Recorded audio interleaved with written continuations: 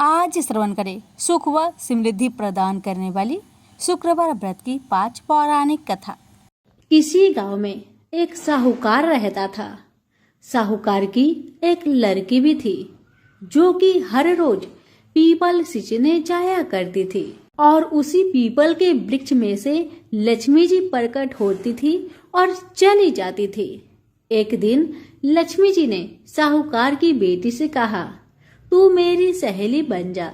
यह सुनकर लड़की ने कहा कि मैं अपने पिता से पूछकर कल आऊंगी। साहूकार की बेटी अपने घर को आई और अपने पिता को सारी बात कह सुनाई। तब उसके पिता ने कहा, बेटी ये हो न हो, माँ लक्ष्मी है, तू उन्हें अपना सहेली बना ले। दूसरे दिन वह लड़की फिर से पीपल सींचने गई। तब पीपल के वृक्ष में से लक्ष्मी जी निकल कर आई और कहा, सहेली बनेगी? तो लड़की ने कहा, हाँ मैं बनूंगी। और तब से दोनों सहेली बन गए। अब जब सहेली बन गए तो लक्ष्मी जी ने उसको खाने का न्योता दिया। घर आकर लड़की ने अपने माँ बाबा से कहा कि मेरी सहेली ने मुझे खाने का न्योता दिया है। तब माँ बाबा ने कहा कि सहेली को जिमने जाइयो पर घर को संभाल कर जाइयो। तब वह लक्ष्मी जी के यहाँ जिमने गई तो लक्ष्मी जी ने उसे साल 2 साल ओढ़ने के लिए दिया। रुपए दिए, सोने की चौकी, सोने की थाली में 36 प्रकार का भोजन करा दिया। जिम कर जब वह जाने लगी तो लक्ष्मी जी ने पल्ला पकड़ लिया और कहा, कल मैं भी तेरे घर जिमने आऊंगी। तो लड़की ने कहा, ठीक है दोस्त, आ जाना। बेचारी घर आकर चुपचाप उदास बैठ गई। तब पिता ने पूछा, बेटी सहेली के यहाँ जिम कर आ गई और तुम उदास क्यों हो, बताओ। तब बिटिया ने कहा, पिताजी मेरे को लक्ष्मी जी ने इतना दिया, अनेक प्रकार के भोजन कराए, पर अब माँ लक्ष्मी मेरे घर जिमने आएगी तो मैं कैसे उनको जिमा पाऊंगी। अपना घर में तो कुछ भी नहीं है। तब उसके पिता ने कहा कि गोबर मिट्टी से चौका लगाकर घर की सफाई कर लेना। 4 मुख वाला दिया जलाकर लक्ष्मी जी का नाम लेकर रसोई में बैठ जाना। लड़की सफाई करके लड्डू लेकर बैठ गई। उसी समय एक रानी नहा रही थी। उसका 9 लखा हार चील उठाकर ले गई और उसके घर वह 9 लखा हार डाल गई, उसका लड्डू ले गई। बाद में वह हार को तोड़कर बाजार में गई और सामान लाने लगी।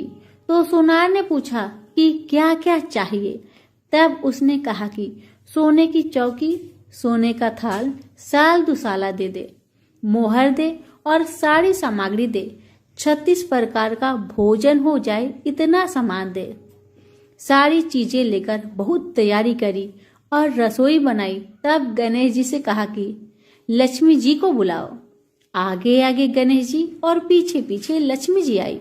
उसने फिर चौकी डाल दी और कहा, सहेली चौकी पर बैठ जा। जब लक्ष्मी जी ने कहा, सहेली चौकी पर तो राजा रानी के भी मैं नहीं बैठी, किसी के भी नहीं बैठी, तो उसने कहा कि मेरे यहाँ तो बैठना ही पड़ेगा। फिर लक्ष्मी जी चौकी पर बैठ गई। तब उसने बहुत खातिर की। जैसे लक्ष्मी जी ने करी थी वैसे ही उसने करी। लक्ष्मी जी उस पर प्रसन्न हो गई। घर में खूब रुपए एवं लक्ष्मी हो गई। साहूकार की बेटी ने कहा, मैं अभी आ रही हूँ, तुम यहीं बैठे रहना। और वह चली गई। लक्ष्मी जी गई नहीं और चौकी पर बैठी रही।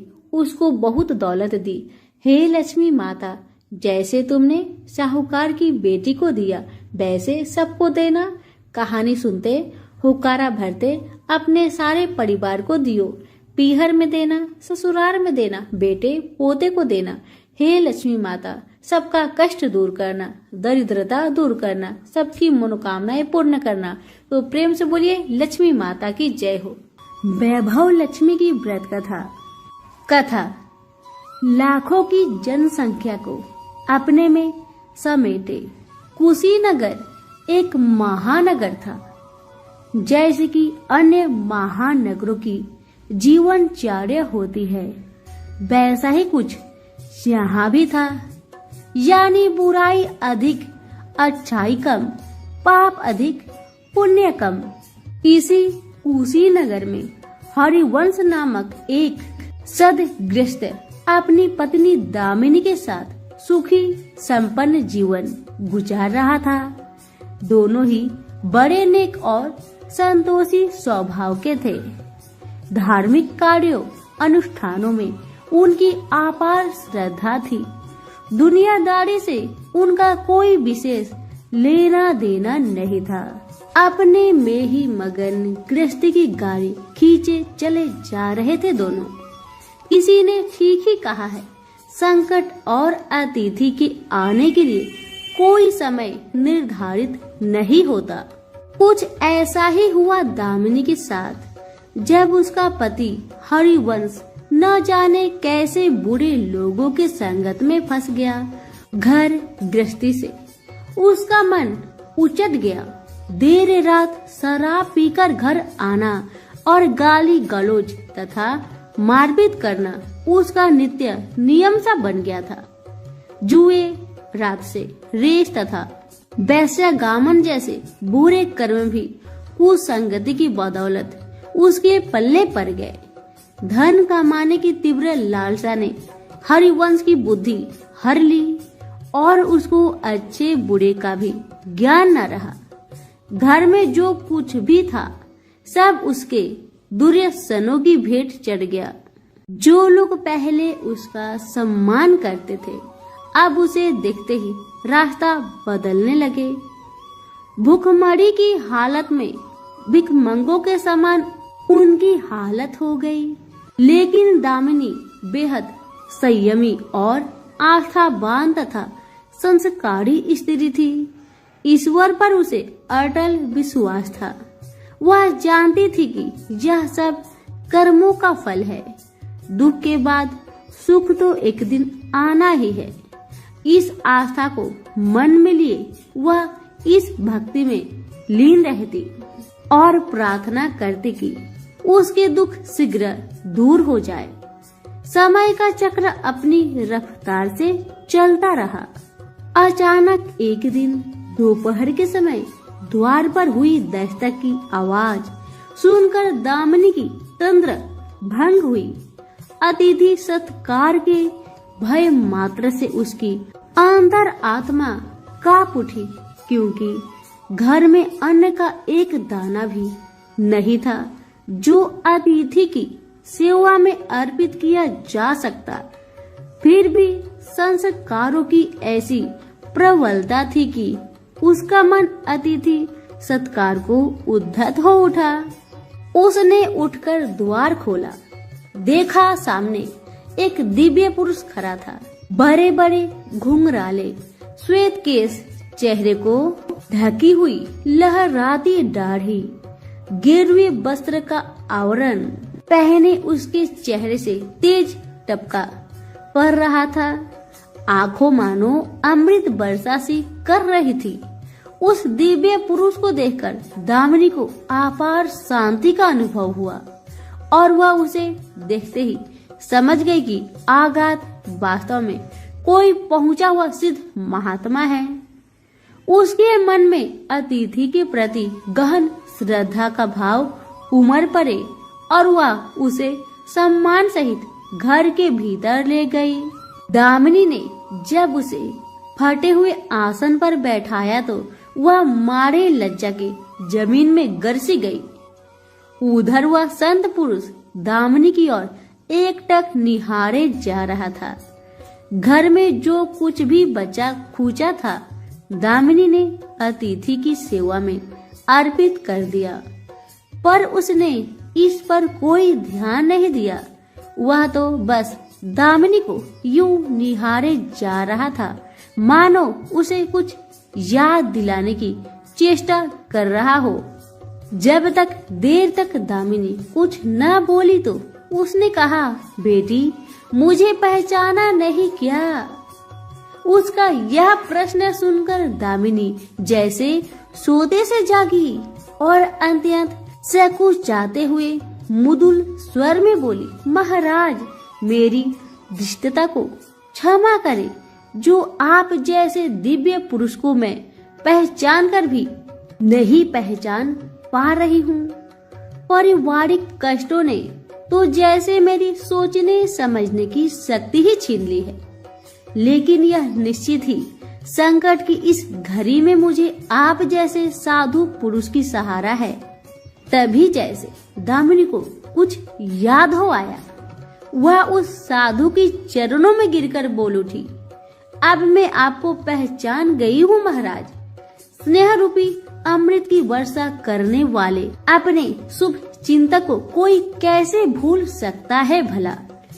वास्तव में वह साधु मंदिर की राह के मध्य में बनी अपनी कुटिया के बाहर वट वृक्ष के नीचे बैठ साधना किया करता था और मंदिर आने जाने वाले सभी श्रद्धालु से प्रणाम करके स्वयं को कृतार्थ अनुभव करते थे। दामिनी भी उन्हीं में से एक थी। जब पिछले काफी दिनों से उसने उसे मंदिर की ओर आते जाते नहीं देखा तो उसकी कुशल क्षेम जानने के लिए पूछताछ करते हुए उसके घर की ओर आ निकला था। दामिनी अभी अपनी सोच में डूबी हुई थी कि साधु महाराज ने मौन भंग किया, इसका क्या कारण हो सकता है। साधु महाराज ने कहा, पुत्री तू आजकल मंदिर आती जाती दिखाई नहीं पड़ती, तुझे जो भी कष्ट है मुझे बता, शायद मैं तेरी कुछ सहायता कर सकूं। व्यक्ति दुखों के बोझ तले दबा हो तो ऐसे में सहानुभूति की दो बोल ही काफी होते हैं। दामिनी भी खुद पर संयम नहीं रख पाई और बिलखकर रोने लगी।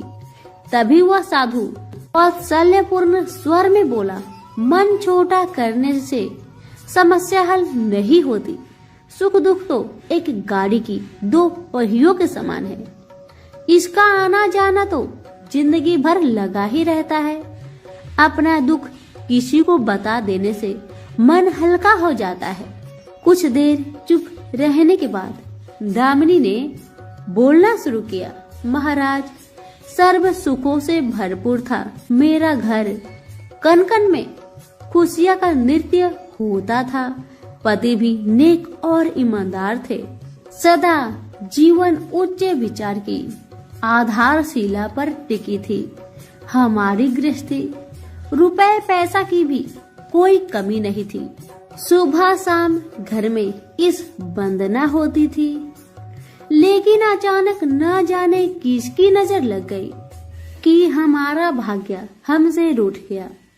मेरे पति कुसंगति में फंसकर अपना सब कुछ गवा बैठे। अब तो ऐसा लगता है जैसे साया भी साथ छोड़कर जाने को तैयार बैठा हो। भिखारियों से भी बदतर स्थिति हो गई है हमारी। दामिनी की करुण व्यथा सुनकर साधु का हृदय हाहाकार कर उठा।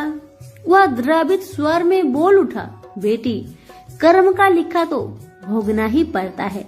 तुम्हारे कष्टों का भी कर्मों से नाता है, लेकिन तुम चिंता ना करो, सब कुछ पहले जैसा हो जाएगा। दुख के बाद ही सुख आता है। दुख सहे बिना सुख की सच्ची अनुभूति हो ही नहीं सकती। तुम माँ लक्ष्मी की प्रति श्रद्धा जारी रखो। सबका उद्धार करने वाली प्रेम का छलकता सागर है माँ लक्ष्मी। अपने भक्तों पर सदैव उनकी कृपा दृष्टि रहती है। तुम संपूर्ण आस्था के साथ माँ वैभव का व्रत करना शुरू करो, तुम्हारी साधना अवश्य रंग लाएगी। दामिनी एक संस्कारी स्त्री थी। धर्म कर्म में उसकी आगाध आस्था थी। माँ वैभव लक्ष्मी के व्रत की बात सुनकर उसका चेहरा दमक उठा और बोली, महाराज यदि इस व्रत को करने से मेरे परिवार पर आई विपदा टल सकती है तो मैं इसे जरूर करूंगी। आप मुझे बताएं कि इस व्रत को कब और कैसे किया जाए। साधु महाराज दामिनी की भक्ति भावना देखकर प्रसन्न होकर बोले, बेटी सारे जगत का कल्याण करने वाली माँ वैभव के व्रत की विधि में जनक कल्याणार्थ तुम्हें बताने जा रहा हूँ। प्रत्येक शुक्रवार को यह व्रत किया जाता है। सर्वप्रथम जितने शुक्रवार को यह व्रत करना हो उसका संकल्प लेकर माँ वैभव को मन ही मन प्रणाम करे। स्नान आदि से निवृत्त होकर स्वच्छ धवल वस्त्र पहनकर पूरब दिशा की ओर मुंह करके आसन पर बैठे। सामने एक चौकी पर चावल की एक ढेरी लगाकर उस पर पानी से भरा हुआ कलश रखे, जो तांबे का होना चाहिए। कलश को कटोरी से ढक दे और उस कटोरी में कोई भी स्वर्ण भूषण रखे। सोना न हो तो चांदी का आभूषण रखे, वह भी पास न हो तो रुपए का सिक्का भी काम दे सकता है। शुद्ध घी का दीपक तथा अगरबत्ती जलाए और मन ही मन पूर्ण श्रद्धा के साथ माँ वैभव लक्ष्मी का जाप करते रहे। श्री यंत्र माँ लक्ष्मी का प्रिय यंत्र है, उसे सत सत नमन करे। श्री यंत्र उपलब्ध ना हो तो पुस्तक में दिए गए स्वरूप से काम चल जाएगा। साथ ही माँ वैभव लक्ष्मी के सभी स्वरूप को नमस्कार करें। कटोरे में रखे गहने या रुपए पर हल्दी, कुमकुम तथा अक्षत अर्पित करें। कोई भी मिष्ठान प्रसाद रूप में रखे। संभव ना हो पाए तो गुड़ या शक्कर से भी काम चल सकता है। फिर श्रद्धा पूर्वक माँ की आरती करके 14 बार प्रेम सहित बोले, जय माँ वैभव लक्ष्मी, जय माँ वैभव लक्ष्मी। माँ वैभव लक्ष्मी मेरी मनोकामना पूरी करे, ऐसा संकल्प लेकर सच्चे मन से माँ से विनती करे। प्रसाद बांटे और स्वयं भी ग्रहण करे। दिन में एक बार स्वास्तिक भोजन करे। यदि संभव हो तो उपवास रखे। पूजा में रखा गहना या रुपया लाल कपड़े में लपेटकर सुरक्षित रख ले, या आगे आने वाले शुक्रवारों को पूजा में काम आएगा। कलश में भरा जल तुलसी के पौधे को समर्पित कर दे तथा अक्षत पंछियों को आहार स्वरूप में डाले। ऐसी शास्त्रोक्त विधि से व्रत करने वालों को शीघ्र फल मिलता है। साधु महाराज के मुख रविंद से यह वृत्तांत सुनकर दामिनी पुलकित हो उठी। उनके चरण स्पर्श कर उत्साहित स्वर में बोली, अब लगे हाथ उद्धापन की विधि भी बता दे महाराज, इसके बिना तो व्रत अधूरा ही रह जाएगा। अवश्य बेटी, कहकर साधु महाराज उद्धापन की विधि बताने लगे। चाहे जितने भी शुक्रवार प्राय 11 या 21 व्रत करने की संकल्प ले लिया हो, लेकिन मन में माँ वैभव लक्ष्मी के प्रति श्रद्धा तथा आस्था बराबर बनी रहनी चाहिए। जिस दिन अंतिम शुक्रवार का व्रत हो, उस दिन शास्त्रोक्त विधि से उद्धापन किया जाता है। अन्य शुक्रवारों की भांति ही इस दिन भी पूजन करे। हाँ, प्रसाद रूप में खीर अवश्य रखे। पूजा के बाद नारियल फोड़कर 7 कुंवारी कन्याओं के चरण धोकर कुमकुम का तिलक लगाकर पूजन करे। उन्हें सामर्थ्य अनुसार दक्षिणा दे और माँ वैभव लक्ष्मी व्रत की पुस्तक उपहार स्वरूप भेंट में दे। फिर प्रसाद के रूप में खीर वितरित करे।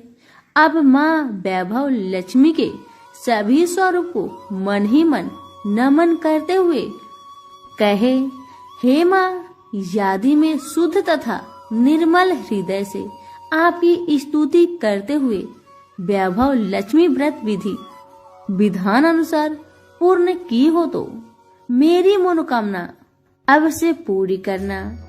संतानहीनों को संतान देने वाली दुखियों का दुख हरने वाली, अखंड सौभाग्य का वरदान देने वाली, कुंवारी कन्याओं को मनचाहा वर दिलाने वाली माँ वैभव लक्ष्मी आपकी महिमा अपरंपार है।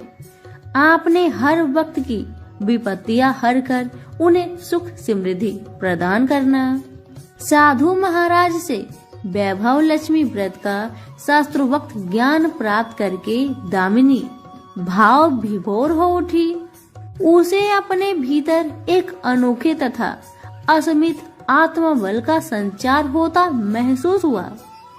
उसने भी माँ वैभव लक्ष्मी के 21 व्रत आते शुक्रवार से शुरू करने का संकल्प लेकर साधु महाराज को आदर सहित विदा किया और मन ही मन माँ वैभव लक्ष्मी का स्तुति गान करने लगी। 2 दिन बाद ही शुक्रवार आ गया।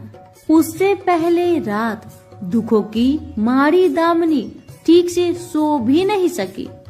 माँ वैभव लक्ष्मी के व्रत करने से उसकी समस्या का अंत हो जाएगा, यह सोचकर वह मुंह अंधेरे ही उठ बैठी और स्नान आदि कर स्वच्छ वस्त्र धारण किए। आसन पर पूर्व दिशा की ओर मुंह करके दामिनी ने अपने सम्मुख रखा चौकी पर चावल की छोटी सी ढेरी बनाकर उस पर तांबे का कलश रखा। लेकिन जब स्वर्ण भूषण रखने की बात आई तो धर्म संकट में पड़ गई। सारे गहने पति के दुर्व्यसनों की भेंट चढ़ चुकी थी। विवाहित स्त्री थी जो मंगलसूत्र भी उतार कर नहीं रख सकती थी और कोई गहना भी तो नहीं था। तभी उसे उन नन्ही पायलों का याद हो आया जो उसने अपनी आने वाली संतान के लिए बनवा कर रखा था और पति की निगाहों से भी बचा कर रखा था। उसने झटपट वह पायल निकाली और गंगा जल से धोकर उन्हें शुद्ध करके कलश पर रखी। कटोरी में डाल दिया। डिब्बे की तली में से बची कुची शक्कर निकालकर उसे प्रसाद के रूप में रखा और विधि अनुसार व्रत किया। सर्वप्रथम उसने अपने पति को प्रसाद दिया। आने वाला पूरा सप्ताह बड़ी ही हंसी खुशी से बीता। बात बात पर झल्ला उठने वाला उसका पति अपेक्षाकृत शांत तथा संयम रहा। कोई मारपीट तथा कलेश घर में नहीं हुआ। इसे दामिनी ने माँ वैभव लक्ष्मी का चमत्कार समझा और मन ही मन उन्हें प्रणाम किया। माँ वैभव लक्ष्मी के प्रति उसकी आस्था और भी बलवती हो गई। इसी प्रकार शास्त्रोक्त विधि से दामिनी ने 20 शुक्रवार के व्रत पूरे कर लिए। इस बीच कई परिवर्तन हुए थे। उसका पति कुसंगति छोड़कर सीधा राह पर आ गया तथा और उसका कामकाज भी जमने लगा था। यह सब माँ वैभव लक्ष्मी के चमत्कार और दामिनी की आस्था तथा विश्वास का परिणाम था। 21वें शुक्रवार को व्रत का उद्यापन करना था। साधु महाराज के वचन अब भी मानो दामिनी के कानों में गूंज रहे थे। उनकी बताई विधि के अनुसार ही दामिनी ने शास्त्रोक्त विधि से उद्यापन किया। 7 कुंवारी कन्याओं को भोजन कराकर दक्षिणा दी। आसपास की सौभाग्यवती स्त्रियों में प्रसाद तथा माँ वैभव लक्ष्मी व्रत कथा की पुस्तकें वितरित की। माँ वैभव लक्ष्मी की हर स्वरूप को प्रणाम किया और कहा, आपकी महिमा निराली है माँ। आपने मेरे सारे दुख हर लिए, मेरे सभी मनोकामनाएं पूर्ण कर दी। मेरा उजरा घर फिर से बस गया। मेरा यह नया जीवन आप ही की देन है माँ। मैं आजीवन आपकी पूजा अर्चना करूंगी और दूसरों को भी आपकी महिमा से अवगत कराकर वैभव लक्ष्मी के व्रत रखने के लिए प्रेरित करूंगी। प्रेम से बोले, जय माँ वैभव लक्ष्मी, आपकी सदा ही जय हो। माँ अन्नपूर्णा की व्रत कथा। तो आइए सुनते हैं माँ अन्नपूर्णा की यह कथा। एक समय की बात है। काशी निवासी धनंजय की पत्नी का नाम सुलक्षणा था। उसे अन्य सब सुख प्राप्त थे, केवल निर्धनता ही उसके दुख का ही कारण था। यह दुख उसे हर समय सताता था। एक दिन सुलक्षणा पति से बोली, स्वामी आप कुछ उद्यम करो तो काम चले, इस प्रकार कब तक काम चलेगा। सुलक्षणा की बात धनंजय के मन में बैठी और वह उसी दिन विश्वनाथ शंकर जी को प्रसन्न करने के लिए बैठ गया और कहने लगा, हे देवाधिदेव विश्वेश्वर, मुझे पूजा पाठ कुछ आता नहीं है, केवल तुम्हारे भरोसे बैठा हूँ। इतनी विनती करके वह 2-3 दिन भूखा प्यासा बैठा रहा। यह देखकर भगवान शंकर ने उसके कान में अन्नपूर्णा अन्नपूर्णा अन्नपूर्णा इस प्रकार 3 बार कहा। यह कौन है, क्या कह गया? इसी सोच में धनंजय पड़ गया कि मंदिर से आते ब्राह्मण को देखकर पूछने लगा, पंडित जी अन्नपूर्णा कौन है? ब्राह्मणों ने कहा, तू अन्न छोड़ बैठा है, सो तुझे अन्न की बात ही सूझती है, जा घर जाकर अन्न ग्रहण कर। धनंजय घर गया, स्त्री से सारी बात कही। वह बोली, नाथ चिंता मत करो कि स्वयं शंकर जी ने यह मंत्र दिया है, वे स्वयं ही खुलासा करेंगे, आप फिर जाकर उनकी आराधना करो। धनंजय फिर जैसा का तैसा पूजा में बैठ गया। रात्रि में शंकर जी ने आज्ञा दी, कहा तू पूर्व दिशा में चला जा। वह अन्नपूर्णा का नाम जपता जाता और रास्ते में फल खाता, झरनों का पानी पीता जाता। इस प्रकार कितने ही दिनों तक चलता गया। वहां उसे चांदी सी चमकती वन की शोभा देखने में आई, सुंदर सरोवर देखने में आया।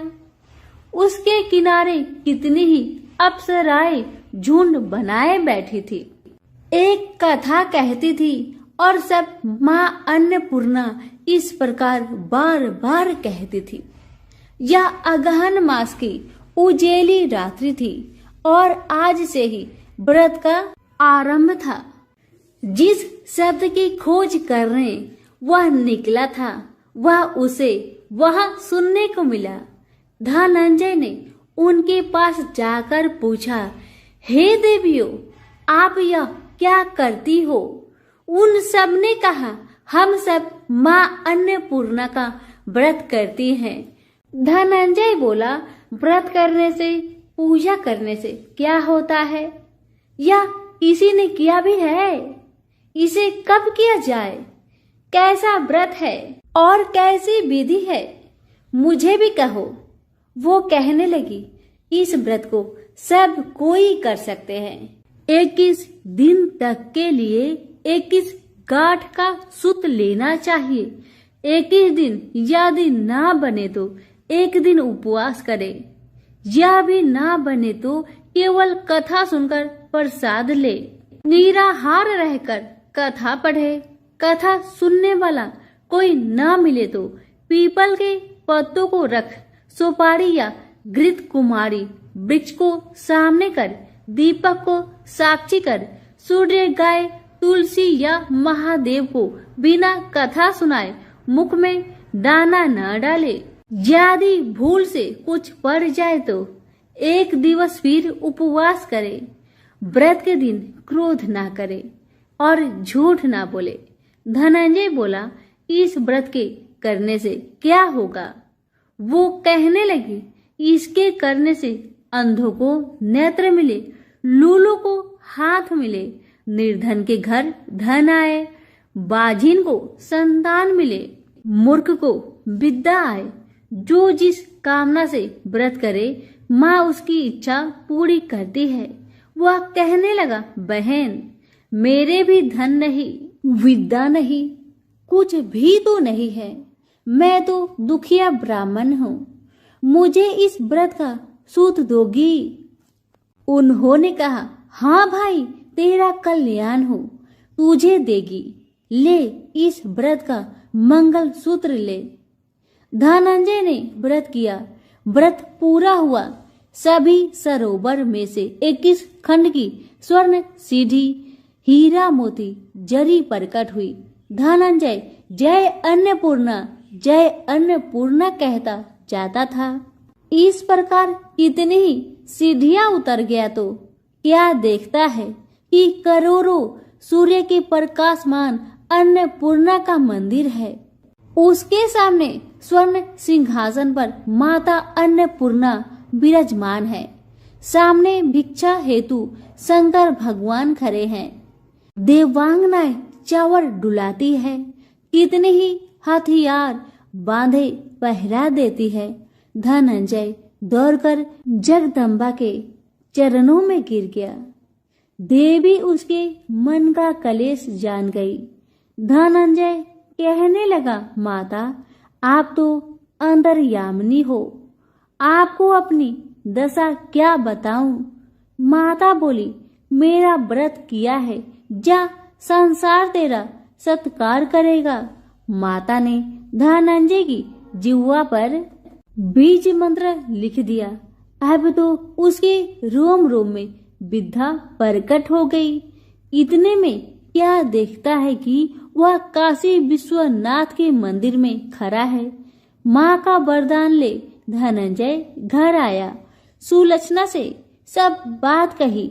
माता जी की कृपा से उसके घर में संपत्ति उमड़ने लगे। छोटा सा घर बहुत बड़ा गिना जाने लगा।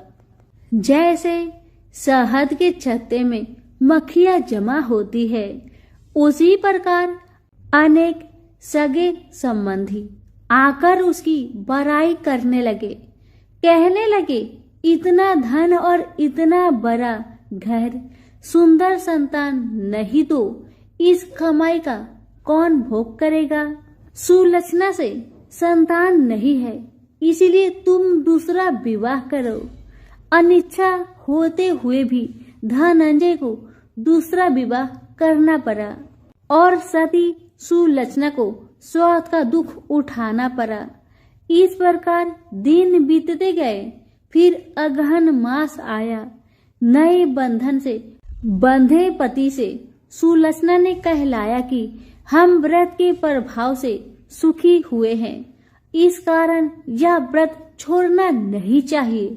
यह माता जी का प्रताप है जो हम इतने संपन्न और सुखी हैं। सुलक्षणा की बात सुन धनंजय उसके यहाँ आया और व्रत में बैठ गया। नई बहू को इस व्रत की खबर नहीं थी। वह धनंजय के आने की राह देख रही थी।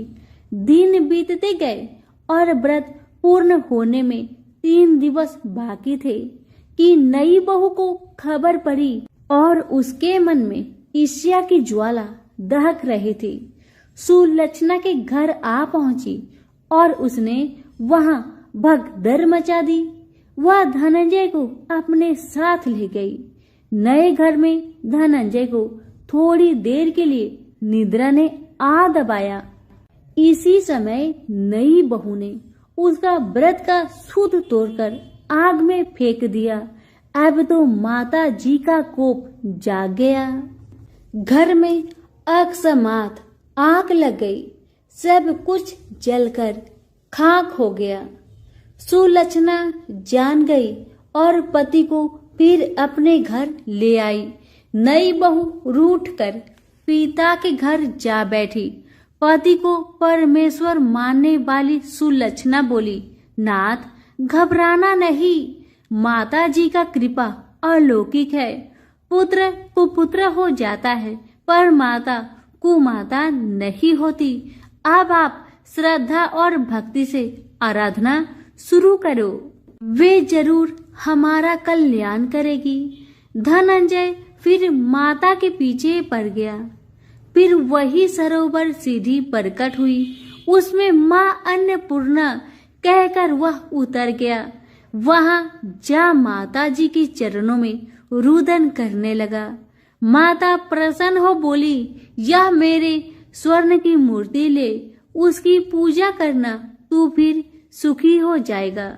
जा, तुझे मेरा आशीर्वाद है।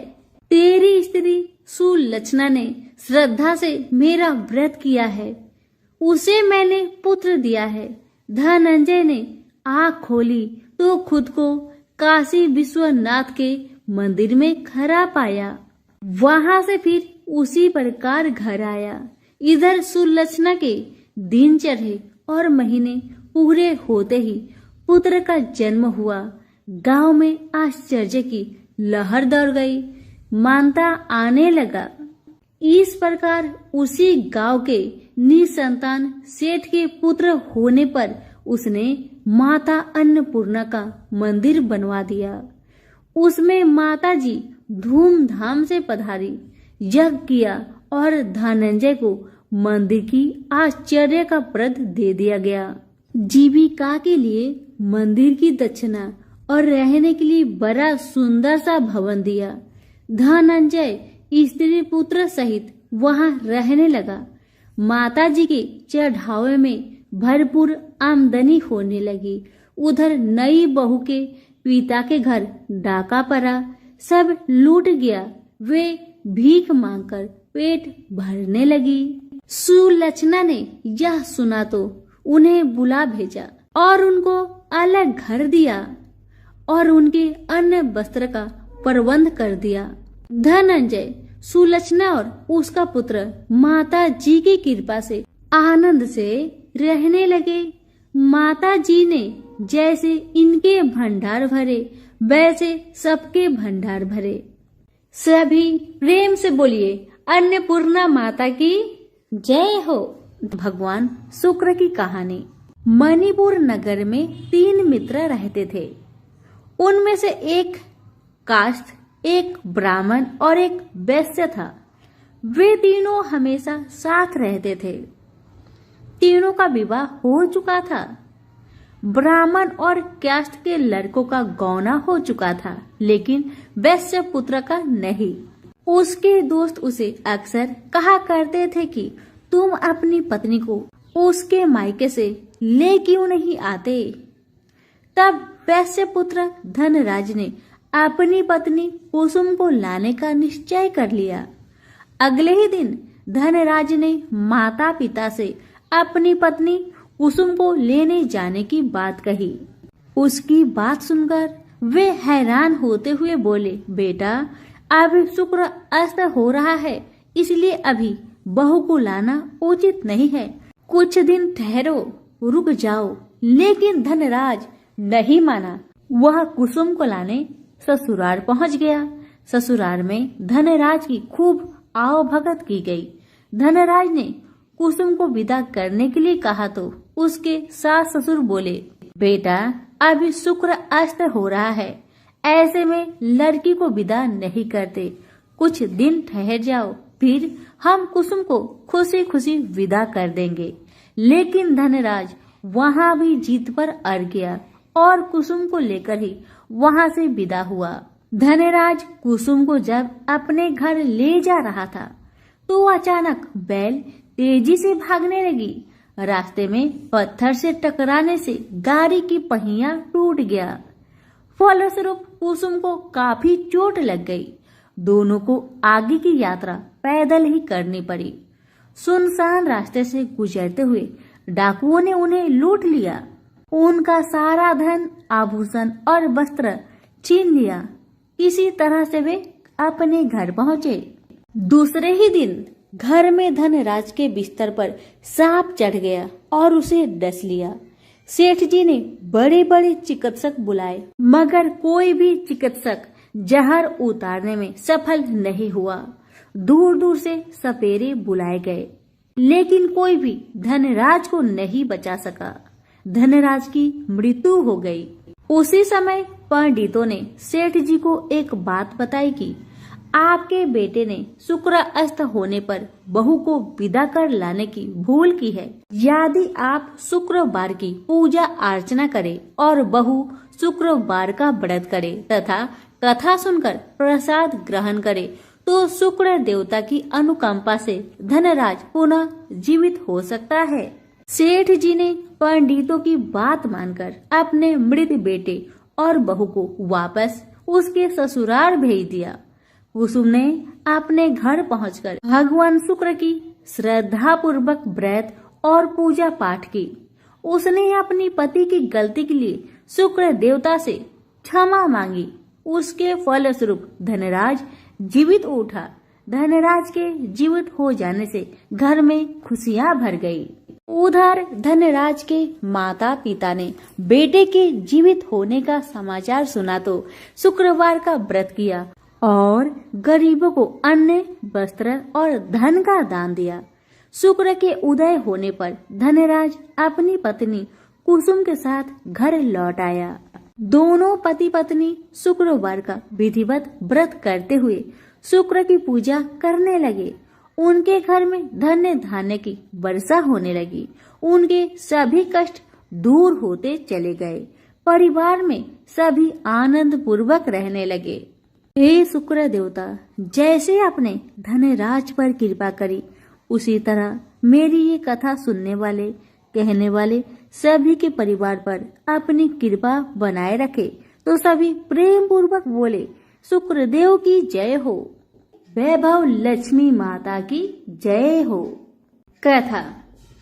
किसी गांव में अनेक लोग रहा करते थे और सभी अपने अपने कामों में मग्न रहते थे। किसी को किसी का चिंता फिक्र परवाह था ही नहीं।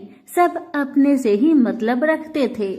इसी कारण से भजन कीर्तन, भक्ति भाव, दया माया, परोपकार जैसे संस्कार कम हो गए। उस गांव में बुराइयां बढ़ गई थी।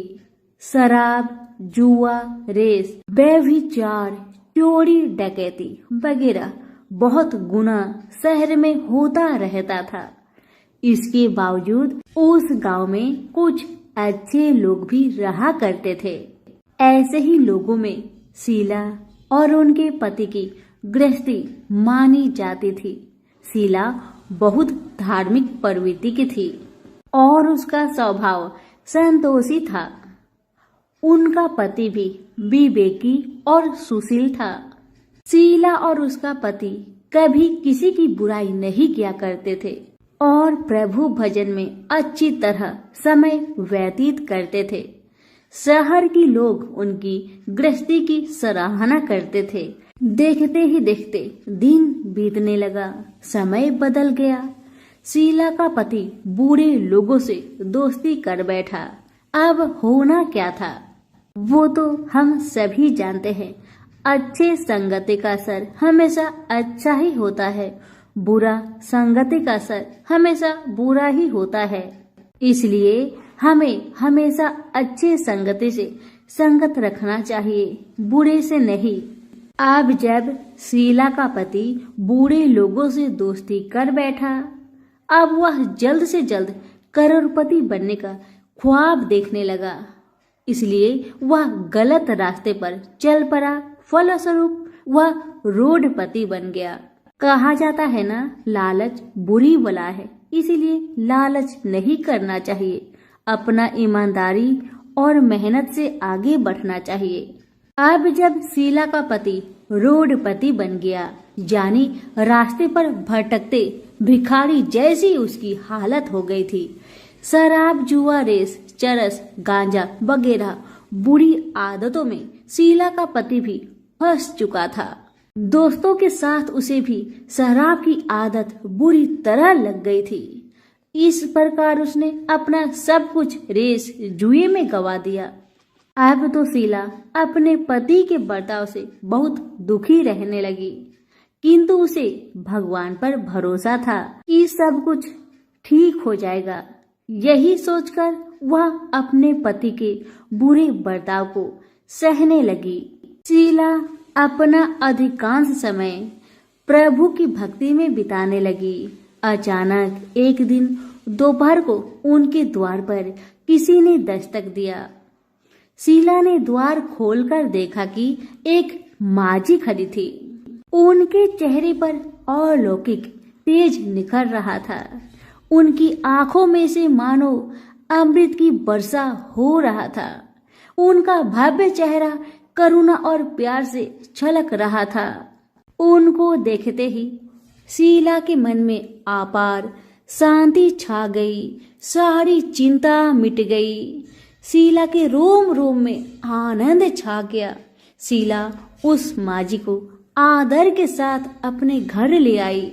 दुख का बात यह था कि शीला के घर में बैठाने के लिए कुछ भी नहीं था कि माजी को किस पर बैठाया जाए। बेचारी यह सोच विचार के उसने एक सकुचाकर एक फटी हुई चादर पर उनको बिठाया और शीला ने कहा, माजी, मेरे घर में और कुछ भी नहीं है जो मैं आपको बैठा सकूं, इसलिए माँ मुझे माफ करना, मैं आपको फटी हुई चादर पर बैठा रही हूँ। माँ तो शीला की बातों से मंद मंद मुस्कुरा रही थी। माँ तो शीला की हर कहानी को जानती थी कि उसका पति उसके साथ कैसा व्यवहार कर रहा है। बेचारी कितने दुख में है।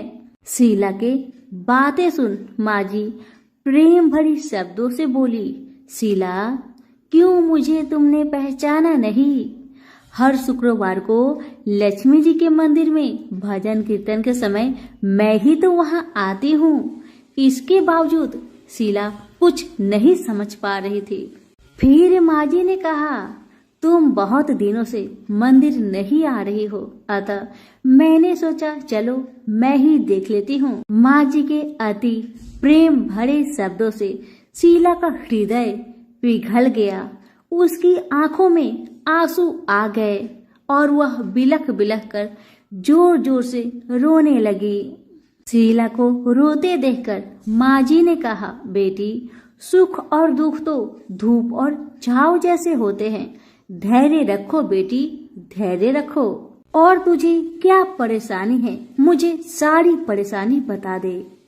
माँ जी के व्यवहार से शीला को काफी संबल मिला और सुख की आस में उसने माँ जी को अपनी सारी दुख की कहानी सुना दी। कहानी सुनकर माँ जी ने कहा, कर्म की गति न्यारी होती है। हर इंसान को अपने कर्म भुगतने ही पड़ते हैं। इसलिए बेटी, तू चिंता मत कर, अब तू कर्म भुगत चुकी है। अब तुम्हारे सुख के दिन अवश्य आएगी। तू माँ लक्ष्मी जी की भक्त है। माँ लक्ष्मी जी तो प्रेम और करुणा की अवतार है। वे अपनी भक्तों पर हमेशा ममता छिड़कती है। इसलिए तू धैर्य रखकर माँ लक्ष्मी का व्रत कर, इससे सब कुछ ठीक हो जाएगा। तुम्हारा दुख दर्द सब समाप्त हो जाएगा और तुम्हारे घर में अन्न धन का भंडार भर जाएगा। बस श्रद्धा भक्ति से माँ लक्ष्मी का व्रत करो। माँ जी की बात सुन शीला पूछने लगी, माँ, व्रत की विधि तो मुझे पता नहीं। तब माँ जी ने उसे व्रत की सारी विधि भी बताई।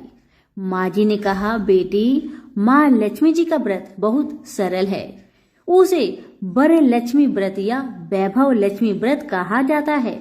यह व्रत करने वाले की सब मनोकामना पूरी होती है। वह सुख संपत्ति और यश प्राप्त करता है। शीला यह सब सुनकर आनंदित हो उठी। शीला ने संकल्प करके आंखें खोली तो सामने कोई नहीं था। वह विस्मित हो गई कि माँ जी कहाँ गई? अभी तो माँ जी मेरे सामने खड़ी थी। शीला को तत्काल यह समझने में देर नहीं लगी कि माँ जी कोई और नहीं, साक्षात माँ लक्ष्मी ही थी। दूसरे दिन शुक्रवार था। सवेरे स्नान करके स्वच्छ कपड़े पहनकर शीला ने माँ जी द्वारा बताई विधि से पूरे मन से श्रद्धा भक्ति से व्रत किया और आखिर में प्रसाद वितरण हुआ। यह प्रसाद पहले पति को खिलाया। प्रसाद खाते ही पति के स्वभाव में फर्क पड़ गया। माँ लक्ष्मी की कृपा से उसका पति जिस दिन प्रसाद खाया उस दिन अपनी पत्नी को मारा पीटा नहीं, सताया भी नहीं। शीला को बहुत अच्छा लगा। शीला के मन में तो अब पहले से भी ज्यादा वैभव लक्ष्मी व्रत के लिए श्रद्धा बढ़ गई। शीला ने पूर्ण श्रद्धा भक्ति के साथ 21 शुक्रवार तक वैभव लक्ष्मी व्रत किया। 21वें शुक्रवार को माँ जी के कहे मुताबिक उद्धापन विधि करके 7 स्त्रियों को वैभव लक्ष्मी व्रत की 7 पुस्तक उपहार में दी। फिर माता जी के धन लक्ष्मी स्वरूप की छवि को बंधन करके भाव से मन ही मन प्रार्थना करने लगी। हे माँ धन लक्ष्मी, मैंने आपका वैभव लक्ष्मी व्रत करने की मन्नत मानी थी, वह व्रत आज पूर्ण किया है। हे माँ, मेरी हर विपत्ति को दूर करो, हमारा सबका कल्याण करो। जिसे संतान ना हो माँ, उसे संतान देना। सौभाग्यवती स्त्री का सौभाग्य को माँ अखंड रखना। कुंवारी लड़कियों को मन भावन पति देना। जो आपका यह चमत्कारी वैभव लक्ष्मी व्रत करे, उनकी सब विपत्ति को दूर करना, सभी को सुखी रखना। हे माँ, आपकी महिमा अपार है। ऐसा बोलकर लक्ष्मी जी के धन लक्ष्मी स्वरूप की छवि को प्रणाम किया। व्रत के प्रभाव से शीला का पति अच्छा इंसान बन गया और अब शीला का पति मेहनत करके व्यवसाय करने लगा। उसने तुरंत शीला की गिरवी रख के गहने छुरा लिए। घर में धन की बाढ़ सी आ गई। घर में पहले जैसी सुख शांति छा गई। वैभव लक्ष्मी व्रत का प्रभाव देखकर मोहल्ले की दूसरी स्त्रियां भी विधि पूर्वक वैभव लक्ष्मी व्रत करने लगी। सभी प्रेम से बोले, वैभव लक्ष्मी माता की जय हो। आइए अब जानते हैं वैभव लक्ष्मी व्रत का उद्धापन विधि। 7, 11 या 21 जितने भी शुक्रवार की मन्नत मांगी हो, उतने शुक्रवार तक यह व्रत पूरी श्रद्धा तथा भावना के साथ करना चाहिए। आखिरी शुक्रवार को इसका शास्त्रीय विधि के अनुसार उद्धापन करना चाहिए। आखिरी शुक्रवार को प्रसाद के लिए खीर बनानी चाहिए। जिस प्रकार हर शुक्रवार को हम पूजन करते हैं, वैसे ही करना चाहिए। पूजन के बाद माँ के सामने एक श्रीफल फोड़े। फिर कम से कम 7 कुंवारी कन्या या सौभाग्यशाली स्त्रियों को कुमकुम का तिलक लगाकर माँ वैभव लक्ष्मी व्रत कथा की किताब की एक प्रति उपहार में देनी चाहिए और सबको खीर का प्रसाद देना चाहिए। इसके बाद माँ लक्ष्मी जी को श्रद्धा सहित प्रणाम करना चाहिए। फिर माता जी के धन लक्ष्मी स्वरूप की छवि को वंदन करके भाव से मन ही मन प्रार्थना करे, हे माँ धन लक्ष्मी, मैंने आपका वैभव लक्ष्मी व्रत करने की मन्नत मानी थी, यह व्रत आज पूर्ण किया है। हे माँ, हमारी मनोकामना पूर्ण करे, हमारी हर विपत्ति को दूर करे, हम सबका कल्याण करे। जिसे संतान ना हो उसे संतान देना, सौभाग्यवती स्त्री का सौभाग्य अखंड रखना, कुंवारी लड़की को मन भावन पति देना। जो आपका यह चमत्कारी वैभव लक्ष्मी व्रत करे, उनकी सब विपत्ति दूर करना, सभी को सुखी करना। हे माँ, आपकी महिमा अपार है, आपकी जय हो। ऐसा बोलकर लक्ष्मी के धन लक्ष्मी स्वरूप की छवि को प्रणाम करे। आज की कथा यहीं पर समाप्त हुई। सभी प्रेम से बोलिए, वैभव लक्ष्मी माता की जय हो।